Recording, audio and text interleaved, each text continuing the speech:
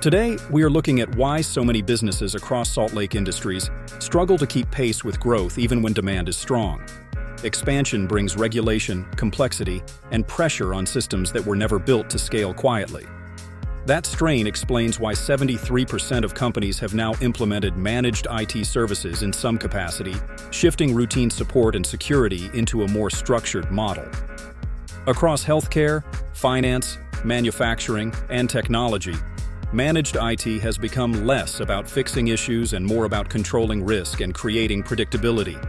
Jed Crossley, president of NetWise, captures this shift clearly when he says, "Technology stops being a liability the moment its behavior becomes predictable." That mindset shows up in how fast-growing tech firms stabilize development environments, how healthcare organizations protect patient data while keeping systems accessible, how manufacturers align production with real-time data, and how financial services maintain trust through uninterrupted operations.